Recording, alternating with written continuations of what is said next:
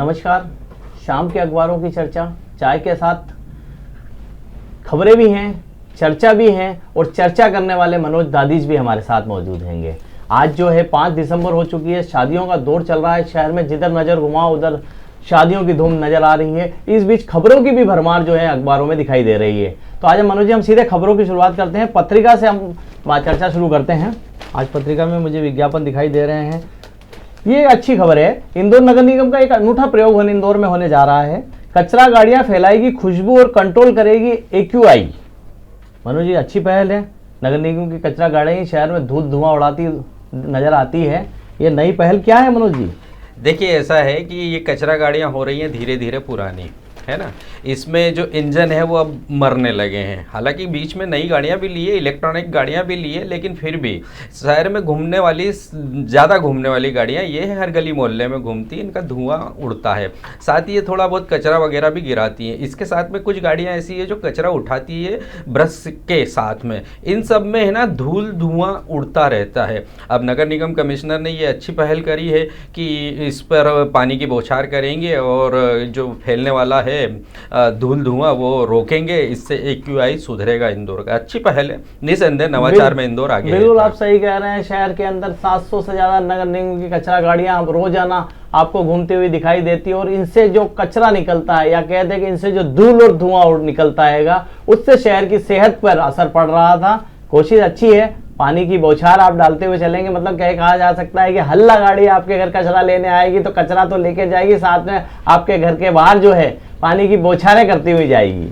बिल्कुल सही कह रहे हैं आप शेखर जी, और अच्छा है इस प्रकार से नवाचार होता रहे। शहर नवाचार के लिए प्रसिद्ध होता जा रहा है और निसंदेह इंदौर से पूरी दुनिया में, देश भर में बात फैलती है। बिल्कुल सही बात है, नवाचारी शहर इसीलिए इंदौर को कहते हैं। जब भी मोदी जी कहते हैं कि शहर दौर नहीं है, एक दौर है। जी बिल्कुल जी। मैं अग्निकांड की खबर की अगर बात कर लेता हूँ तो अग्निकांड मनोज जी SIR का काम पूरा हो गया है। जी जी जी, मतलब काम पूरा हो गया, यानी मैं आपको इतना बता दूं कि जो 1 महीने की टाइम लिमिट थी वो 4 तारीख को पूरी हो गई है। 1 हफ्ते का वक्त और बढ़ाया गया है जी। 1 महीने में हमने जो पाया या खोया, इसकी रिपोर्ट अग्निकांड दे रहा है कि 100% लक्ष्य इंदौर को हासिल नहीं हो पाया है, 2% पीछे है। इसमें गांव ने तो अपना लक्ष्य हासिल कर लिया है। गांव यानी महू, देपालपुर और सांवेर में 100% SIR का काम हो गया है। शहर अभी भी पीछे रह गए हैं। 5 लाख वोटर्स ऐसे हैं जो अभी भी नहीं मिल पाए हैं। मनोज जी क्या कहेंगे? देखिए ऐसा है कि मैं इस बात में इंदौर कलेक्टर और उनकी टीम को साधुवाद देना चाहूँगा, क्योंकि उन्होंने तारीख बढ़ने के बावजूद भी अपने लक्ष्य को एक ही दिन पर केंद्रित किया था कि हमें आज ही 100% करना है।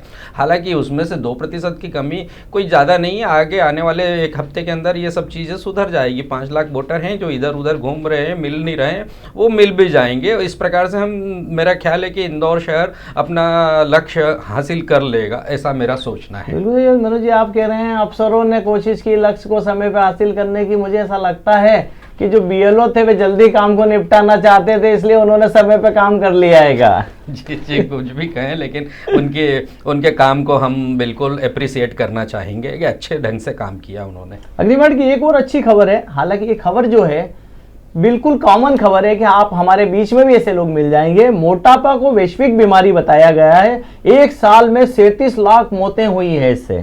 देखिए 1 अरब से ज्यादा लोग इसमें बीमार होंगे।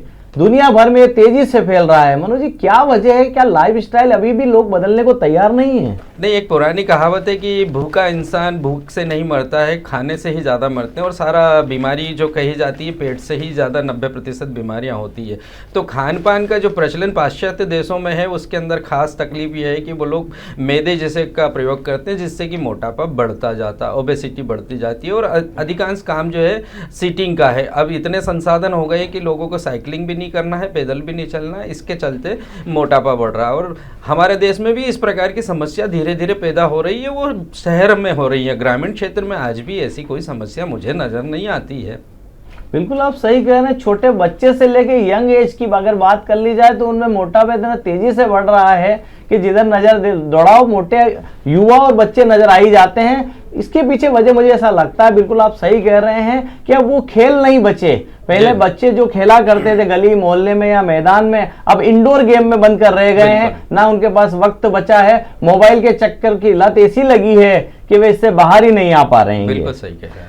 अगली एक खबर की अगर मैं अग्निमांड की बात करता हूं, अच्छी खबर है। सुपर कॉरिडोर पर आईडीए के जो 11 भूखंड कि उन्होंने बेचने के लिए लोगों को बुलाया था, होटल, हॉस्पिटल, स्कूल और आईटी बिल्डिंग के लिए 1 लाख से 2 लाख स्क्वायर फीट के ये जो प्लाट है, इन्हें बेचने की आईडीए ने कोशिश की और खाली हाथ रहा हैगा। मनोज जी, क्या लगता है आईडीए इतनी अच्छी जगह की प्रॉपर्टी को नहीं बेच पा रहा हैगा? देखिए, ऐसा है कि आईटीए के अंदर बहुत सारी चीज़ों की समस्या होती है ना। रेट का भी बड़ा प्रॉब्लम चलता है। दूसरा, ये सुपर कॉरिडोर इस प्रकार से बुक हो चुका है जहाँ टीसीएस, इन्फोसिस वगैरह आ गई है। हालांकि वहाँ होटल की संभावना है और खाली जगह काफ़ी पड़ी है। न मालूम क्यों इस सुपर कॉरिडोर पे लोग आने को इंटरेस्ट नहीं, जबकि 54 नंबर स्कीम और इस प्रकार की जो दूसरी अन्य जगह है वहाँ पर आने को तैयार है। 5 स्टार होटल की बात करें तो वहाँ पर ऐसा उम्मीद नहीं लगती कि कोई व्यक्ति, कोई उद्योगपति अपनी 5 स्टार होटल खोलेगा, क्योंकि सारे होटल का नॉर्थ ईस्ट इंदौर में ही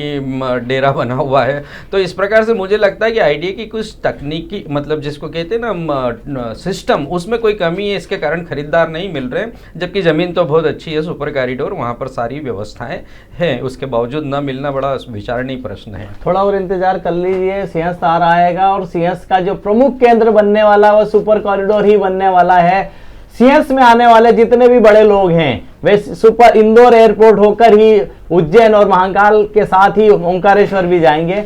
आईडीए को इंतजार करने की मुझे लगता है जरूरत है, अपनी नीतियों में बदलाव की भी जरूरत है, ऐसा लगता हैगा। क्योंकि आईडीए जिन शर्तों पर बेचना चाहता है, अब वो समय नहीं बचा है कि आईडीए की शर्तों पर जो खरीदी की जा सके और उस दाम पर खरीदी की जा सके। बिल्कुल, आप बिल्कुल सही कह रहे हैं शेखर जी कि आईडीए की जो नीतियां हैं उसमें परिवर्तन करना पड़ेगा। आम उद्योगपति इसमें इन्वॉल्व हो। बड़े उद्योगपति केवल पैसा लगाकर खड़े रहेंगे, वहाँ जमीन खाली पड़ी रहेगी, कोई काम नहीं होगा, तो मीनिंगलेस है। काम करने वाला होना उद्योगपति जिसके अंदर जिजीविषा हो और उसको उस हिसाब से नीतियां उसको मिलना चाहिए। बिल्कुल आप सही कह रहे हैं। इस नीतियों में जब तक सुधार नहीं आएगा, आईडीए की सुपर कॉरिडोर की सूरत सुधरती मुझे नजर नहीं आ रही है। सुपर कॉरिडोर को बसाए कितना वक्त हो चला है, पर अभी भी वहां पर बसाहट की कमी है। वो सिर्फ एकमात्र वजह यही है कि वहां पे आप अस्पताल, स्कूल, होटल्स नहीं दे पा रहे हैं। बिल्कुल, बुनियादी सुविधाएं हैं वो जरूरी है। अब हम प्रभात किरण की बात कर लेते हैं। प्रभात किरण में एक खबर अच्छी है कि इंदौर की घोड़ी का किराया, अभी शादी का मौसम चल रहा है, इंदौर की घोड़ी का किराया 11 लाख रुपए लिया जा रहा है। 2 साल की बुकिंग चल रही हैगी।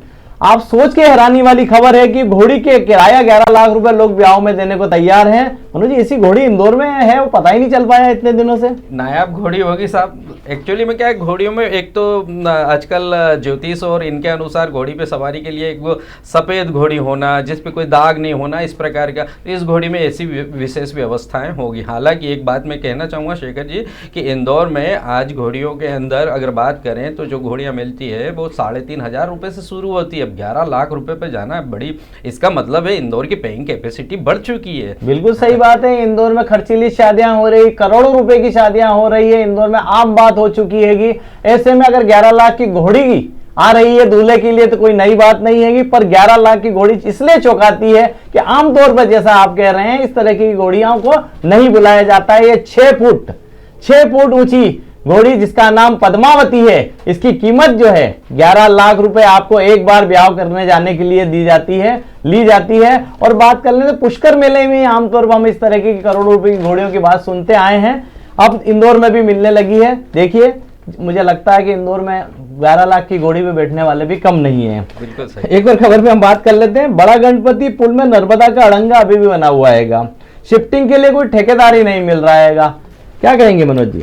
देखिए, बात शिफ्टिंग की हो चाहे कुछ भी हो, सबसे पहला मैं प्रश्न चिन्ह उठाना चाहूँगा हमारी इंदौर नगर निगम के। उनके पास में ड्रेनेज का ब्लूप्रिंट ही नहीं है, कहाँ ड्रेनेज डली है। जब ये यहाँ पर ओवरब्रिज बनने की बात आई तब यहाँ पर मालूम पड़ा कि नीचे से ड्रेनेज गुजरी है, और वो ड्रेनेज कैसी है शेखर जी मैं आपको बताना चाहूँगा। मेरा उस जगह से रोजाना निकलना होता है। पिछले 10 वर्षों में उस पर 3 बार काम हुआ है और 25 से 30 फीट चौड़ा, लंबा और गहरा गड्ढा खोद करके उस ड्रेनेज लाइन को सुधारा गया है। क्या यह ड्रेनेज लाइन यहाँ थी नहीं थी इसका किसी को पता नहीं है। केवल हवाई वहाँ पर प्लान बना दिया है और उस प्लान में ये भी नर्मदा का अड़ंगा आ गया। 9-10 करोड़ रुपया उसने आईडीए ने दे भी दिया नगर निगम को कि इसको शिफ्ट कर लिया जाए। अब बात है शिफ्टिंग की भी, पैसा वहाँ पे भी लगेगा 9 करोड़ 10 करोड़ रुपया, लेकिन क्या हम उसके लिए कोई योजना नहीं बना सकते थे? क्या हम उसके लिए ड्रेनेज लाइन वहीं से क्यों निकाली थी मनोज पहले। जी, इसके अंदर ये समझना होगा कि आईडिया जो पुल बनाने जा रहा है, उस पुल की जिन्होंने डिजाइन बनाई, जिन जानकार इंजीनियरों ने डिजाइन बनाई, उन्हें यह देखा तक नहीं कि उस जिस जगह पे वह पुल का पिल्लर खड़ा करने जा रहे हैं उसके नीचे नर्मदा की नगर निगम की लाइन जा रही है, उसे शिफ्ट किए बगैर पुल का पिल्लर बन नहीं सकता है। गलती हो गई, टेंडर कर दिया गया, उस गलती को सुधारने के लिए करोड़ों रुपए खर्च किए जा रहे हैं, नगर निगम को पैसा थमा दिया गया है चूंकि लाइन नगर निगम की है। अब नगर निगम ने टेंडर निकाला, 2 बार टेंडर निकालने के बाद भी अगर कोई ठेकेदार नहीं आ रहा है तो इससे मुझे ऐसा लगता है कि कहीं ना कहीं जो दाम तय किया गया है वो कम लग रहा है। बिल्कुल सही कह रहे हैं आप। अगर हम दोपहर न्यूज की अखबार की बात कर लेते हैं, दैनिक दोपहर की पहले पन्ने की खबर बता रही है कि एक बार फिर कर्ज सस्ते हो गए हैं। यानी आप बैंक से लोन लेने जा रहे हैं तो सस्ते में बैंक लोन देने को तैयार है।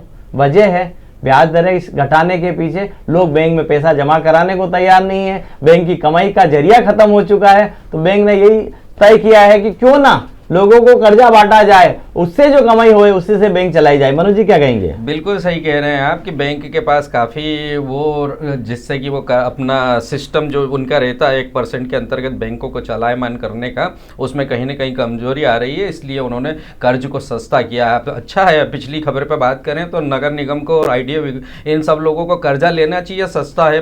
5.50 का रेट था पहले, शायद अब 5.25 पर मिलने लगेगा कर्जा, तो वो ठीक है, ये कर्जा मिले तो। नगर निगम आईडिया का कर्जा लेगा, ये तो ले ही रहे हैं, सरकार भी कर्जा लेके ही चल रही है। अब मैं दोपहर की एक और खबर की बात कर लेता हूं। एसआईआर का मामला, आपको मैं बता दूं, राहुल गांधी ने एसआईआर का मामला बिहार से उठाया था और चुनाव के पहले इस पर जितनी हल्ला मचा था उसके अंदर कहा गया था कि एसआईआर की जांच के बाद देश भर में इसकी जांच कराई जाए। काम भी शुरू हो गया, निर्वाचन आयोग पर उंगली उठी तो उन्होंने पूरे देश में एसआईआर की जांच शुरू किया। बिहार में जो जांच कराई गई थी उसमें 5 लाख जाली मतदाता निकले थे। इन जाली मतदाताओं के नाम जो सूची से क्यों नहीं हटाए गए, कोर्ट ने फटकार लगाते हुए आयोग से पूछा है। यहाँ गलती हुई है, देखिए चुनाव आयोग की यहाँ पर फटकार खाने की बिल्कुल सही बात है। उच्च न्यायालय इस पर बिल्कुल ध्यान रख रहा है। उच्चतम न्यायालय ने एसआईआर पर सरकार को या इसको चुनाव आयोग को खुले हाथ दिए थे, अगर वहाँ कोई गलती हो रही तो उच्चतम न्यायालय की फटकार जरूर पड़ेगी। क्यों नहीं उस 5 लाख डुप्लीकेटर वोटर को हटाया गया है। बिल्कुल सही कह रहे हैं मनोज जी। अब एक और खबर पे हम बात कर लेते हैं।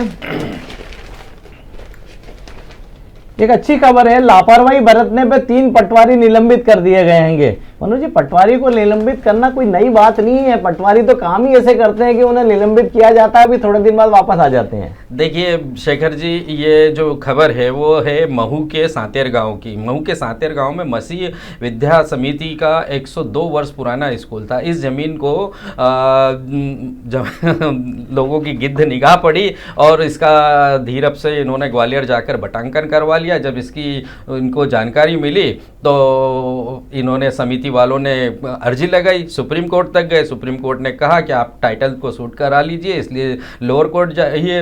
वो वहाँ गए तो मालूम पड़ा कि इस बीच में बटांकन भी हो गया और ज़मीन जो है इस बीच में एक और बात, मजे की बात यह है कि 2019 में हाई कोर्ट ने इस जमीन को सरकारी घोषित कर दिया। 24.55 एकड़ की ये जमीन है, उसको सरकारी घोषित कर दिया। लेकिन बाले इसमें से 0.4 हेक्टेयर जमीन किसी मांगीलाल के नाम पर, निजी नाम पर हो गई। अब बताइए आप, ये नीचे का खेल है। अब ये खेल करने वाले पटवारी के ऊपर तहसीलदार के ऊपर एसडीएम, सब पर गाज गिरना चाहिए। माननीय कलेक्टर महोदय, केवल नीचे से सफाई करने से कुछ नहीं होगा, इस कार्य को अनदेखा करने वाले नायब तहसीलदार और एसडीएम पर भी गाज गिरना चाहिए। मनोज जी, आप बिल्कुल सही कह रहे हैं कि बड़े अफसरों पर भी कार्रवाई होना चाहिए। हालांकि मांगीलाल ने जो है मांग जो है पटवारी से ही की होगी, इस वजह से पटवारी निलंबित हो गए हैं। तो ये तो थी हमारी अखबारी खबरें। आज जो अखबार में जो खबरें हैं, ये खबरों के अलावा चर्चा के लिए कोई विषय नहीं हैगा, इसलिए आज हम किसी विषय पर चर्चा नहीं करेंगे। लेकिन आपसे एक निवेदन करेंगे, हमारे कार्यक्रम को लेकर आपकी जो सलाह है, जो आपके जो सुझाव है, हमें कमेंट बॉक्स में जरूर दें। और जिन मुद्दों पर आप चाहते हैं कि और बात होना चाहिए या उनकी और गहराई में बात होनी चाहिए, उसके लिए भी हमें बताएं। धन्यवाद।